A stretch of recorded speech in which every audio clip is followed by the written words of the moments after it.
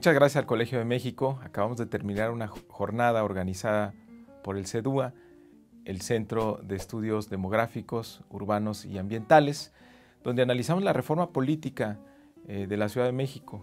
Y yo inicié recordando que el próximo martes 18 de noviembre se van a cumplir 190 años desde que el Congreso sacó el decreto que crea el Distrito Federal como sede de los poderes federales. Y desde ese tiempo, o incluso desde antes, nos podemos ir desde la creación del Ayuntamiento de la Ciudad de México hace casi 500 años, ha habido una discusión de qué hacer con la Ciudad de México, cómo organizarla, cómo debe ser su relación con el gobierno federal, cómo debe ser su relación con los habitantes, con su gobierno, con su tercer nivel de gobierno que conocemos como delegaciones. Ha habido un recorrido histórico muy importante. En los últimos años, en los últimos 20 años, ha habido un proceso donde se democratizó la ciudad, después de que en 1928 Álvaro Obregón canceló la vida municipal y canceló pues, cualquier posibilidad de tener una elección, de que los habitantes pudiéramos elegir a nuestras autoridades. Ha habido un proceso, empieza en 97 con la elección del jefe de gobierno, en el 2000 con los jefes delegacionales, pero es un proceso inconcluso que tenemos que terminar, tenemos que lograr la autonomía de la Ciudad de México. Debemos tener un Congreso local que participe del Congreso Constituyente. Todas las reformas a la Constitución que tienen lugar, los habitantes de la Ciudad de México a través de la Asamblea Legislativa no pueden opinar. Incluso la gran paradoja es que de ocurrir esta reforma política para la ciudad, que será una reforma constitucional que le dé origen, pues va a opinar todo el país menos los habitantes de la ciudad. Entonces necesitamos un Congreso que sea igual que los congresos estatales, un poder ejecutivo, un jefe de gobierno que tenga pues prácticamente las mismas capacidades que un gobernador y pues un tribunal, un poder, el Tribunal de Justicia que tenga las mismas características que las que tiene un Estado. Tenemos que lograr derechos políticos plenos para los habitantes de la capital de la República. Y al mismo tiempo, esta reforma representa retos muy importantes. Por ejemplo, la Ciudad de México es la obra más grande que hemos construido los mexicanos. Es una de las zonas metropolitanas, una de las megaurbes más grandes del planeta. Y el reto de esta reforma es cómo administrarla mejor. ¿Cómo hacemos que los ciudadanos tengan mejores servicios públicos, que garanticemos sus derechos, sus libertades, sus obligaciones, pero que también haya una mejoría en la calidad de vida? Si no, pues no va a tener ningún caso esta reforma o no se va a encontrar cuál fue su objetivo. Y ello pasa en esta reforma, tenemos que abordar temas como cambiar las delegaciones, que actualmente son gobiernos unipersonales, sin representación de los barrios, de las colonias, a un gobierno con mayor representatividad política.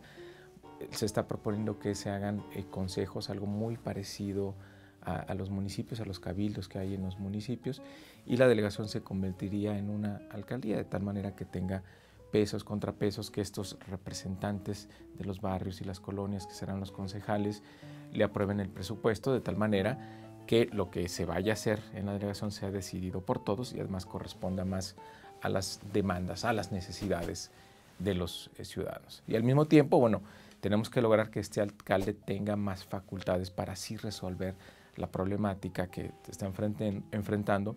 Tenemos que clarificar muy bien qué atribuciones le van a tocar al alcalde y qué atribuciones le tocan al gobierno central. Tenemos que aprovechar que muchos de los servicios públicos ofrecidos de manera centralizada es mucho más eficaz, ¿no? Pienso, por ejemplo, en el servicio del metro, que no puedes seccionar las líneas del metro, lo mismo en el drenaje profundo, en el sistema de aguas. No podemos regresar, por ejemplo, en el tema de seguridad pública, a tratar de plantear policías delegacionales, cuando lo que funciona es tener una sola policía en la ciudad, y así ir revisando servicio por servicio para que la ciudad tenga una oportunidad de mejorar su calidad de vida.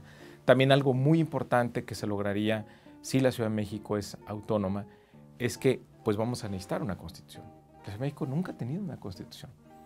Podríamos enfrentar un momento histórico para la ciudad, un momento fundacional.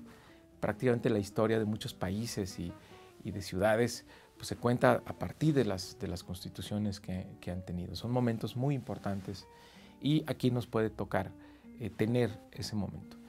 Y de inmediato surge la pregunta, bueno, ¿y quién hace la Constitución? ¿Cómo se hace una Constitución en pleno siglo XXI en una de las sociedades más participativas, mejor comunicadas y más politizadas? Pues digamos, el sistema político tradicional pues parece ser insuficiente. Estamos en una crisis de representatividad, una crisis de legitimidad, donde los ciudadanos no se sienten representados por nuestro diseño del sistema político. Entonces, una constitución pues no podría seguir ese patrón.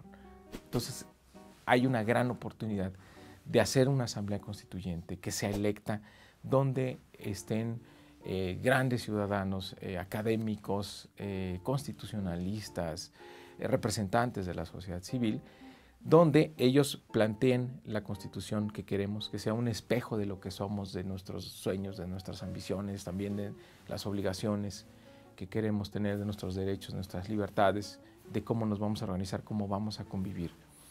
Y que esta Constitución, además, se le dé la oportunidad a la gente de votarla, para que todos los habitantes de la ciudad se conviertan en constituyentes, se hagan propia esa Constitución y entonces ahí sí sea un momento fundacional. Estos son los retos de la reforma política de la ciudad.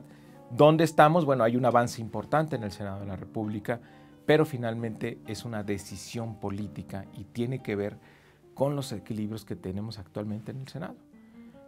Durante muchos años este tema lo ha impulsado la izquierda. No tenemos los votos para poder decidir los tiempos, sino tiene que haber un consenso. Y yo espero, bueno, que pronto se dé lugar, se dé paso a esta reforma. Me parece que sería un ejercicio muy bueno para los habitantes de la capital, sería una iniciativa política, creo que además oportuna. Estamos a punto de cumplir, o nuestra Constitución está a punto de cumplir un siglo de vida, la Constitución de 1917, y que tengamos la oportunidad de hacer este ejercicio, que hagamos la Constitución de la Ciudad de México, sin duda, que nos va a llamar a una reflexión mayor de qué hacemos con nuestra Constitución del 17, ya tan mutilada, desvirtuada, tan cambiada, que pues prácticamente ya no se quedó sin los ejes fundamentales que tenía hace 100 años. Y es pues será una manera de replantearnos a nuestro país y la forma en cómo estamos organizados y sobre todo hacia dónde queremos ir.